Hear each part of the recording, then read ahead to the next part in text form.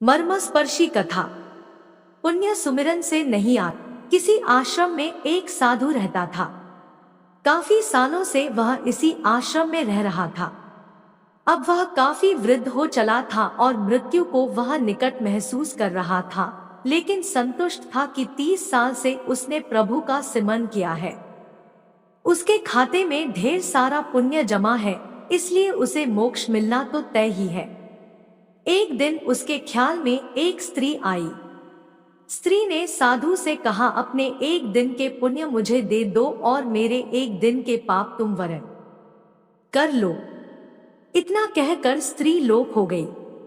साधु बहुत बेचैन हुआ कि इतने बरस तो स्त्री ख्याल में ना आई, अब जब अंत नजदीक है तो स्त्री ख्याल में आने लगी। फिर उसने ख्याल झटक दिया और प्रभु सुमिरन में बैठ गया। स्त्री फिर से ख्याल में आई।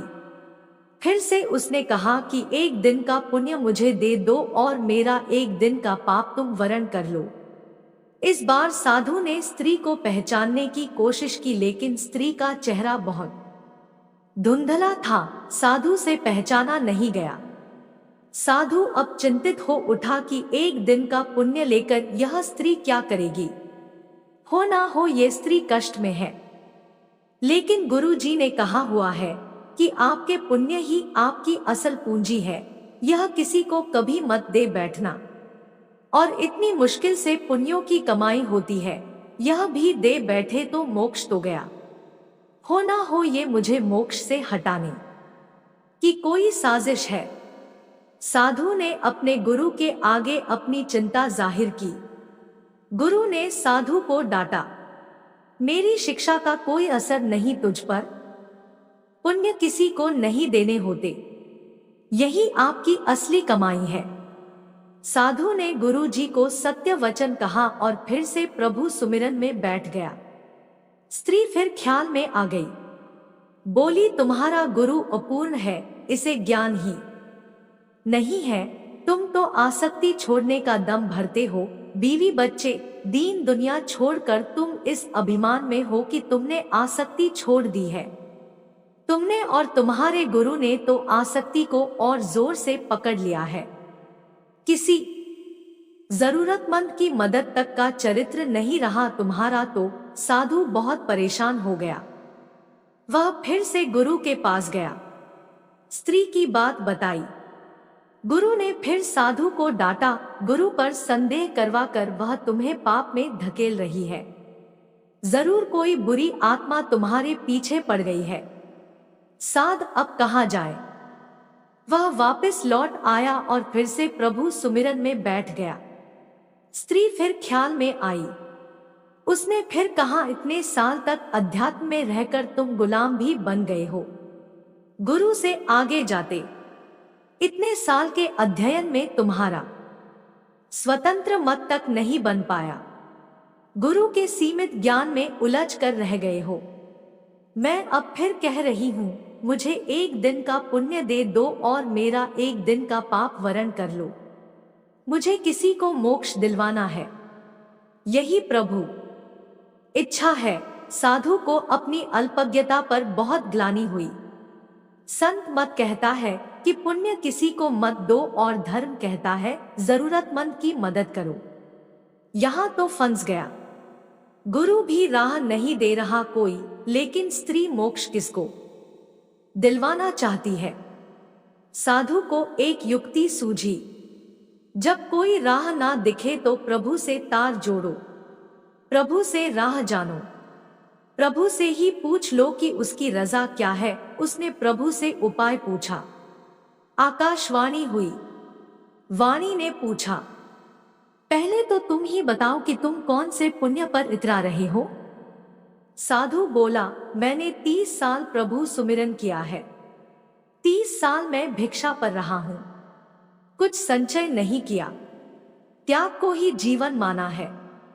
पत्नी बच्चे तक सब त्याग दिया। वाणी ने कहा, तुमने 30 बरस कोई उपयोगी काम नहीं किया, कोई रचनात्मक काम नहीं किया, दूसरों का कमाया और बनाया हुआ खाया। राम राम, अल्लाह अल्लाह, गॉड गॉड जपने से पुण्य कैसे इकट्ठा होते हैं मुझे तो नहीं पता। तुम डॉलर डॉलर रुपया रुपया जपते रहो तो क्या तुम्हारा बैंक खाता भर जाएगा? तुम्हारे खाते में शून्य पुण्य है। साधु बहुत हैरान हुआ, बहुत सदमे में आ गया, लेकिन हिम्मत करके उसने प्रभु से पूछा कि फिर वह स्त्री पुण्य क्यों मांग रही है? प्रभु ने कहा, क्या तुम जानते हो वह स्त्री कौन है? साधु ने कहा, नहीं जानता लेकिन जानना चाहता हूँ। प्रभु ने कहा, वह तुम्हारी पत्नी है, तुम जिसे पाप का संसार कह छोड़ आए थे। कुछ पता है वह क्या करती है? साधु की आंखें फटने लगी। उसने कहा, नहीं प्रभु, उसके बारे में मैं कुछ नहीं जानता। प्रभु ने कहा, तो सुनो, जब तुम घर से चुपचाप निकल आए थे तब वह कई दिन तुम्हारे इंतजार में रोई। फिर एक दिन संचय खत्म हो गया और बच्चों की भूख ने उसे तुम्हारे गम पोंछ डालने के लिए विवश कर दिया। उसने आंसू पोंछ दिए और नौकरी के लिए जगह जगह घूमती भटकती रही। वह इतनी पढ़ी लिखी नहीं थी। तुम बहुत बीच राह उसे छोड़ गए थे। उसे काम मिल नहीं रहा था, इसलिए उसने एक कुष्ठ आश्रम में नौकरी कर ली। वह हर रोज खुद को रोग बीमारी से बचाती उन लोगों की सेवा करती रही जिन्हें लोग वहां त्याग जाते हैं। वह खुद को आज भी पापिन कहती है कि इसीलिए उसका मर्द उसे छोड़कर चला गया। प्रभु ने आगे कहा, अब वह बेचैन है तुम्हें लेकर। उसे बहुत दिनों से आभास होने लगा है कि उसका पति मरने वाला है। वह यही चाहती है कि उसके पति को मोक्ष मिले जिसके लिए वह घर से गया है।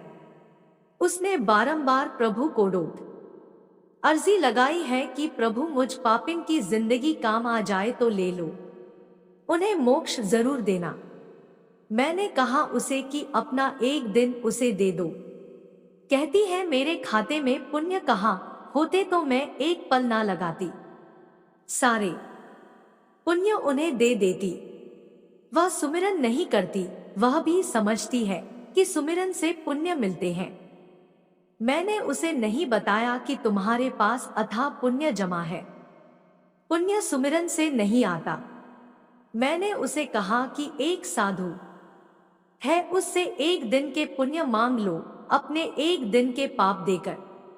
उसने सवाल किया कि ऐसा कौन होगा जो पाप लेकर पुण्य दे देगा। मैंने उसे आश्वस्त किया कि साधु लोग ऐसे ही होते हैं। वह औरत अपने पुण्य तुम्हें दे रही थी और तुम ना जाने कौन से हिसाब किताब में पड़ गए। तुम तो साधु भी ठीक से नहीं बन पाए। तुमने कभी नहीं सोचा कि पत्नी और बच्चे कैसे होंगे।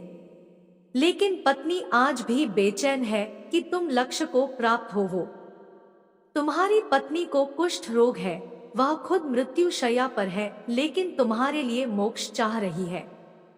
तुम सिर्फ अपने मोक्ष के लिए 30 बरस से हिसाब किताब में पड़े हो। साधु के बदन पर पसीने की बूंदें बहने लगी, सांस तेज होने लगी। उसने ऊंची आवाज में चीख लगाई, यशोदा। साधु हड़बड़ा कर उठ बैठा, उसके माथे पर पसीना बह रहा था। उसने बाहर झांक कर देखा, सुबह होने को थी। उसने जल्दी से अपना झोला बांधा और गुरुजी के सामने खड़ा हुआ। गुरुजी ने पूछा, आज इतने जल्दी भिक्षा पर? ने साधु बोला, घर जा रहा हूँ। गुरुजी बोले, अब घर क्या करने जा रहे हो? साधु बोला, धर्म सीखने। श्री राम जी कहते हैं, स्वर्ग का सपना छोड़ दो, नरक का डर छोड़ दो। कौन जाने क्या पाप क्या पुण्य, बस किसी का दिल न दुखे अपने स्वार्थ के लिए। बाकी सब कुदरत पर छोड़ दो। ना पैसा बड़ा ना पद बड़ा, मुसीबत में जो साथ खड़ा वो सबसे बड़ा।